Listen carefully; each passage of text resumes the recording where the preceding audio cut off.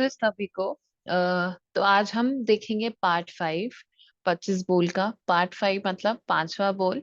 तो देखते हैं पांचवा बोल क्या है। चलिए शुरू करते हैं। पांचवे बोले पर्याप्ति छे।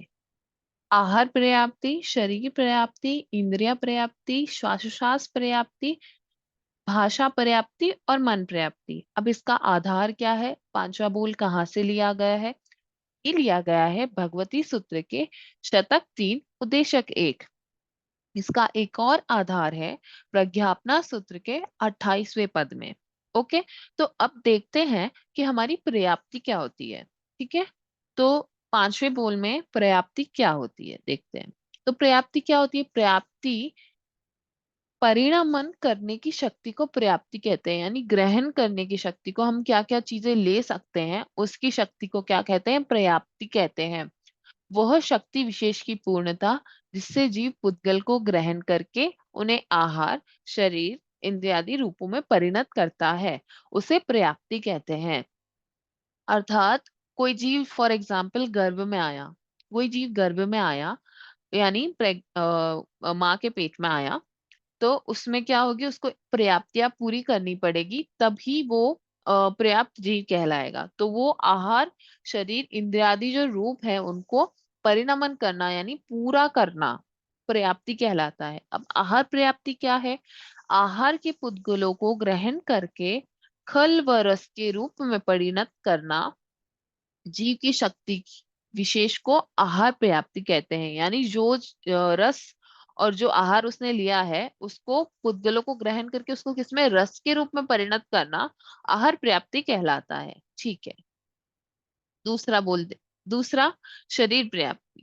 शरीर पर्याप्ति रस रूप में परिणत पुद्गलों को सप्त धातु रूप में परिणत करने की जीव की शक्ति विशेष को शरीर पर्याप्ति कहते हैं। अब सप्त धातु क्या है? रस, रक्त, रक्त यानी खून, मांस, मेद, हड्डी, मज्जा और वीर्य। इसी प्रकार पेक्रिय और आहारक शरीर में उनके योग्य धातु रूप में परिणत करने की शक्ति समझनी चाहिए। तो आहारक और वेक्रिय शरीर वालों के लिए भी यही होगा। हमारे पास कौन सा शरीर है? हमारे पास औदारिक शरीर है। शरीर की बात हम आगे के बोल में करेंगे, तो अभी के लिए आप इतना समझ लीजिए कि विक्रिय, आहारक और औदारिक इन तीनों का भी इसी प्रकार से शरीर का पर्याप्ति कंप्लीट होती है। इंद्रिय पर्याप्ति, इंद्रिय पर्याप्ति हमने ऑलरेडी देख लिया है, हमने दूसरे बोल में भी देखा और अभी पिछले बोल चौथे बोल में भी हमने इंद्रिया को देखा था। तो इंद्रिय पर्याप्ति कैसे होगी? इंद्रिय कैसे पूरी होगी?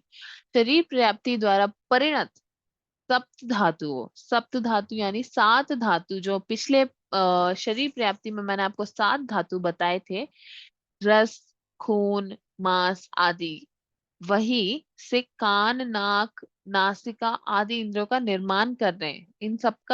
इन सबको फॉर्मेशन करने में एवं उस रूप में परिणत करने की शक्ति विशेष को क्या कहेंगे? उसको कैपेबिलिटी, आपकी कैपेबिलिटी होनी उसको परिणत करने के लिए, उसको कहेंगे हम इंद्रिय पर्याप्ति। नेक्स्ट है हमारे पास भाषा पर्याप्ति। भाषा यानी आप सभी को समझ में आया होगा कि बात करना, उसको किसी चीज को कन्वर्सेशन करना या उसको कन्वर्ट करना बात में, ताकि सामने वाले को समझ में आए। तो जीव भाषा योग्य सूक्ष्म पुद्गलों को ग्रहण कर बोलने की योग्यता प्राप्त करे यानी बोलने के लायक बन जाए, उसको कहेंगे भाषा पर्याप्ति। वचन रूप में परिणत करे अर्थात वचन बोले, उस शक्ति विशेष को क्या कहेंगे? भाषा पर्याप्ति कहेंगे। वचन रूप में किसको परिणत करे? अपने शब्दों को परिणत करे, उसे कहेंगे भाषा पर्याप्ति। अब श्वासोच्छ्वास पर्याप्ति। श्वासोच्छ्वास मतलब श्वास लेना, यानी जीव श्वासोच्छ्वास योग्य सूक्ष्म पुद्गल करने की शक्ति विशेष को इंद्रिय प्राप्ति कहेंगे। यानी श्वास लेना मतलब जीवन लाना, श्वास लेना, श्वास को ग्रहण करना और छोड़ना, उसको परिणत करना यानी उसको कंप्लीट कर देना, ये सभी पर्याप्तियों का मतलब है। भाषा पर्याप्ति मतलब अगर आपके पास भाषा पर्याप्ति है, मतलब आपने भाषा पर्याप्ति को कंप्लीट कर लिया, उसके पहले प्रोसेस को कंप्लीट कर लिया। उसी तरह श्वासोच्छ्वास पर्याप्ति यानी आपने उसके पहले के प्रोसेस को कंप्लीट कर लिया है, जैसे कि श्वास लेना और श्वास छोड़ना। उसको आपने कंप्लीट कर लिया है, वैसी पर्याप्ति को हम बोलेंगे श्वास पर्याप्ति। अब अगली पर्याप्ति है मन पर्याप्ति। मन पर्याप्ति यानी जिसके पास मन होना, चिंतन करना, सोच सकने की शक्ति होना, ऐसी पर्याप्ति को मन पर्याप्ति कहते हैं। क्या होगा अब इसकी अपनी एकदम भाषा क्या होगी देखते हैं। मनोवर्गणा के पुद्गल को ग्रहण करके चिंतन रूप चिंतन मनन रूप में परिणत करने की शक्ति विशेष को क्या कहेंगे? मन पर्याप्ति कहेंगे। यानी मन को, पुद्गलों को ग्रहण करके उनको क्या करना, उसको चिंतन करना कि ये जीव क्यों आया है इधर, मतलब क्यों हम ये सब धर्म ध्यान कर रहे हैं, क्या पर्पस है, हमको कहाँ जाना है।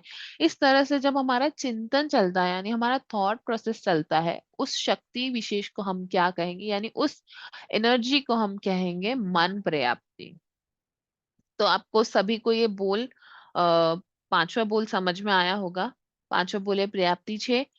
वापस पीछे स्लाइड पे जाते हैं, देखते हैं। पांचवे बोले पर्याप्ति छे: आहार पर्याप्ति, शरीर पर्याप्ति, इंद्रिय पर्याप्ति, श्वास पर्याप्ति, भाषा पर्याप्ति, मन पर्याप्ति। इन सबका आपका आपने डिटेलिंग भी समझा। आई होप आप सभी को समझ में आया होगा। तो आप पांचवा बोल याद कर लीजिए फटाफट, ताकि आपको नेक्स्ट छठा बोल और भी इजी लगे। चलिए, तो इस वीडियो के लिए इतना ही। मिलते हैं छठे बोल में। तब तक के लिए जय जिनेन्द्र।